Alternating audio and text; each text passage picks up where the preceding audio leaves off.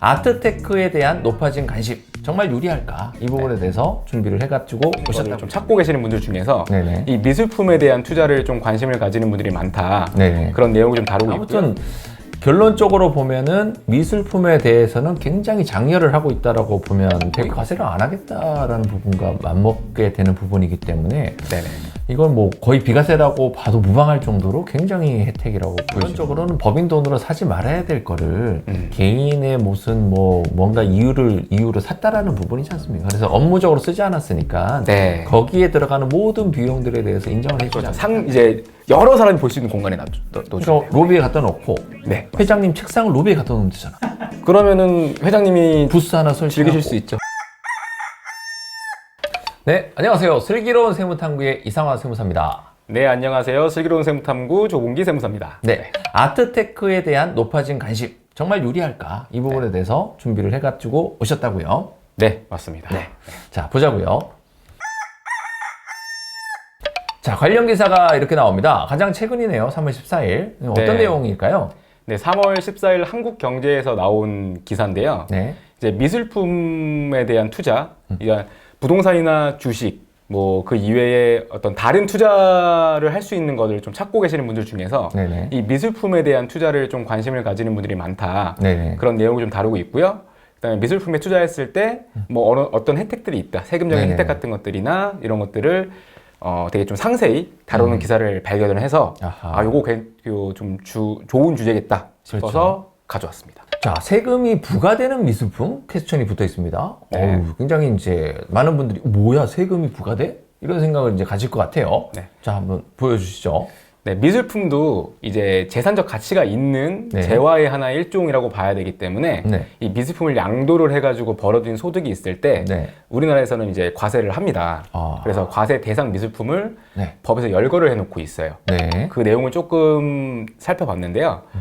다음에 해당하는 것으로서 개당 또는 점당 양도가액이 6천만 원 이상인 것. 네. 이라고 과세 대상 미술품을 딱 정해놓고 있고요. 네네. 대신에 이런 말을 좀 두고 있습니다. 양도일 시점에 생존해 있는 살아계시는 분의 작품이다. 아하. 그러면은 그 작품은 과세하지 않겠다. 10억이라도, 네, 그렇습니다. 100억이라도.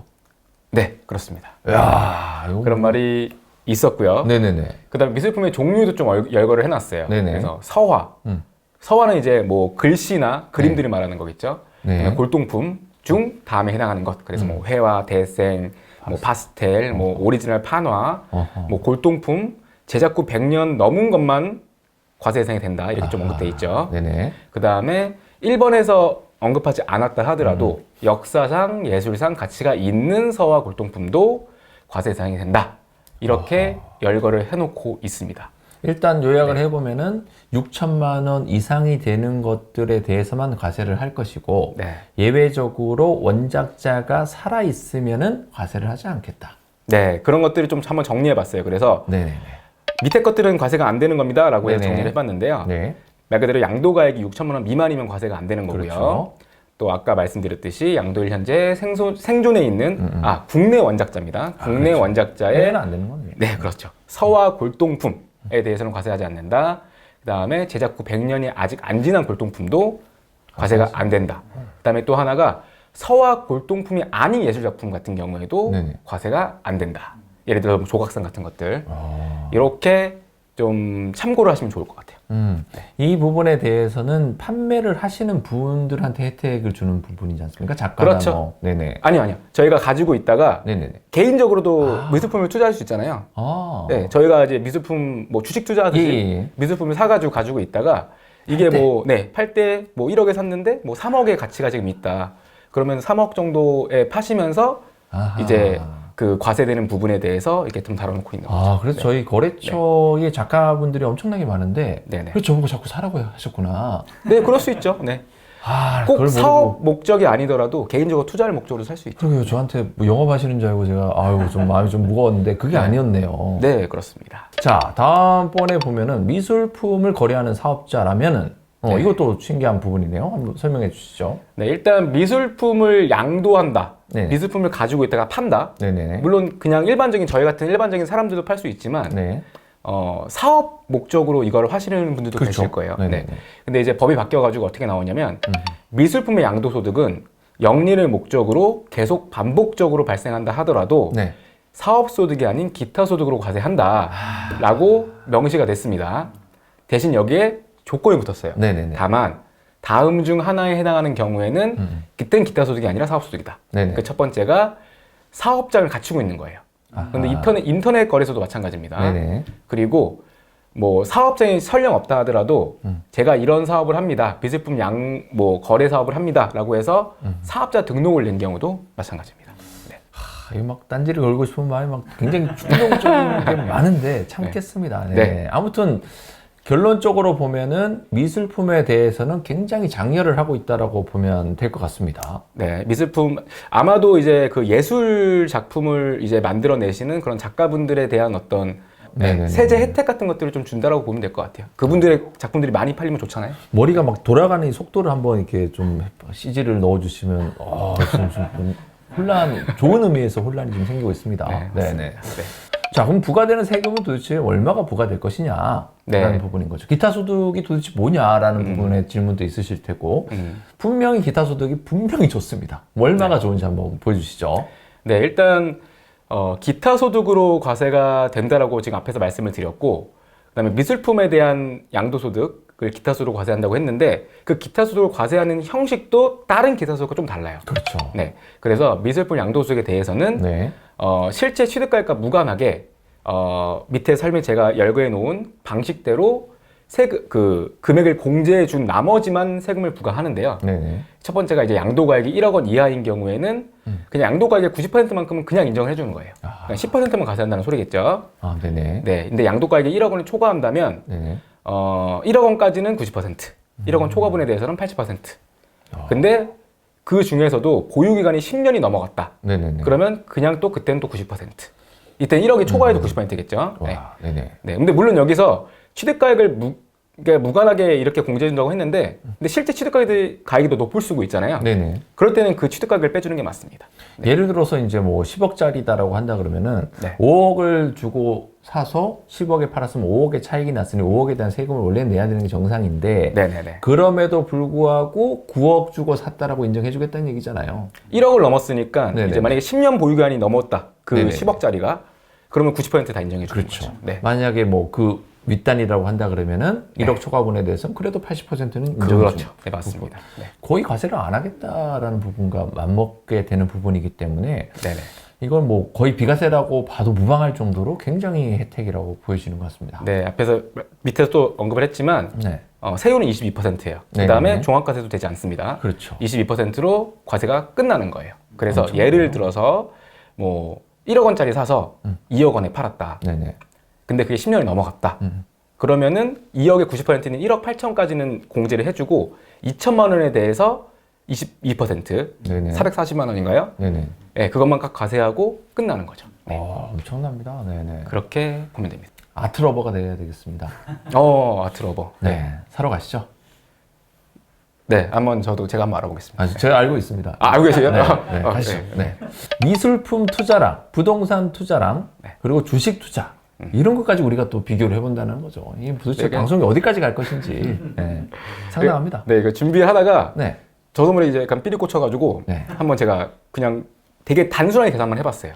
저희들이 이제 투자를 하는 사람들한테는 이제 투자해서 얼마의 수익을 남길 수 있냐, 수익률은 얼마인 거냐 이런 것들을 많이 따지잖아요. 네. 그래서 단순한 그냥 가정을 해봤어요. 미술품, 부동산, 국내 주식을 투자를 했는데 네. 다 동일한 금액으로 취득을 해서 동일한 금액으로 양도한다 라고 가정했을 때 그럼 뭐가 더 유리하냐, 세금까지 제하고 났을 때 네. 그걸 계산을 해봤는데요.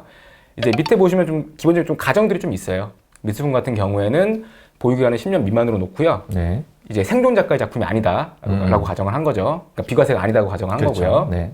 부동산 같은 경우에는 그냥 기본공제 250만 원만 반영을 해서 그냥 기본 세율을 적용을 네네. 했습니다. 그다음에 국내 주식 같은 경우에도 이제 2023년도부터 과세가 되는데 그 금융투자 소득세의 계산 방식을 그대로 좀 가져와서 한번 계산해 본 겁니다. 또 설명해 주시죠. 네, 케이스 1 같은 경우에는요. 1억 원에 이제 취득을 해서요. 네. 3억 원에 판매한 경우예요. 동일한 케이스죠. 그렇죠. 다. 네. 어떤 걸 투자하시든지 간에 양도 차익은 2억 원이 발생하시겠죠. 네네. 근데 미술품 같은 경우에는 세금이 1,100만 원이고요. 네. 부동산은 6,100만 원, 국내 상장 주식은 3,300만 원 나와서 세후 수익률로 봤을 때에는 미술품이 가장 유리한 결과가 나오죠. 189%. 네네네. 네. 어우. 케이스 2 같은 경우도 마찬가지예요. 네네. 케이스 2 같은 경우는 오히려 이때 그 미술품이 단일 세율이잖아요. 20%. 네네네. 근데 부동산과 국내 주식은 단일 세율이 아니거든요. 그렇죠. 그러다 보니까 오히려 더 219%로 세후 수익률이 훨씬 더 격차가 좋아지는. 더 커지네요. 네, 이때는 양도가액이 10억으로 가정했으니까요. 만약에 뭐 네. 20억, 30억 더 올라가면 올라갈수록 미술품이 무조건 유리하게끔 되어 있겠네요. 그렇죠. 그런 고액 미술품들 같은 경우는 사실은 엄청난 투자 가치가 있는 거죠. 그렇죠. 네. 아유, 뭐 진짜 엄청난 것 같습니다. 네. 네. 네, 좋습니다. 또 다음 페이지를 한번 볼까요? 법인이 미술품을 구입했다면 또 이건 또 어떤 케이스인가요? 네, 이건 참고 사항으로 하나 더 준비해 봤는데요. 네네네. 그러면 이제 개인적으로 이제 사는 게 아니라 법인도 미술품을 구입할 수 있나? 당연할 수 있죠. 그렇죠. 네, 근데 법인이 그런 미술품을 구입을 한다면 네. 어떻게 처리를 할까? 국내 세법에서는 네. 일단 원칙적으로요. 이런 뭐 미술품 거래를 주된 목적으로 하는 회사가 아니라 그러면 그렇죠. 법인이 취득하는 서화인데 사화라고 오타가는데요. 네네. 네, 서화의 서화. 골동품은 업무무관 자산으로 분류가 됩니다. 네. 네. 이게 업무무관 자산으로 분류가 되면은 어떤 게 좀 안 좋냐? 좀 네. 세금적인 부분에 좀 이제 불이익이 있겠죠. 불이익이 좀 네. 있는데요. 일단 업무무관 자산을 취득해서 보유하고 있는 경우에는요. 그 보유와 관련해서 발생한 여러 가지 비용들이 있잖아요. 그렇죠. 수선 유지비도 발생할 수 있고 뭐 그 자산 잡아놓고서 감가상각을 할 수도 있고 네. 여러 가지 것들이 발생할 수 있는데 전부 다 법인세 계산할 때는 인정이 안 돼요. 비용으로.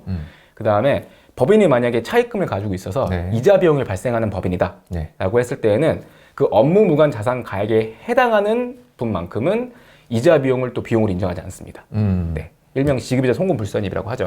굉장히 네. 어려운 말들이죠. 네. 결론적으로는 법인 돈으로 사지 말아야 될 거를 개인의 무슨 뭐 뭔가 이유로 샀다라는 부분이지 않습니까? 그래서 업무적으로 쓰지 않았으니까 네. 거기에 들어가는 모든 비용들에 대해서 인정을 해주지 않겠다. 맞습니다. 그렇게 또 보시면 돼요. 거기에다 조금 더 페널티를 더 가해서 니네는 은행에 심지어 빚도 지고 있는 회사인데 그 이자 낼 돈을 가지고 저걸 산 거 아니냐 해서 그 이자까지도 인정 안 해주겠다는 얘기잖아요. 맞습니다. 네. 자, 근데 다만이라는 얘기가 또 나오죠.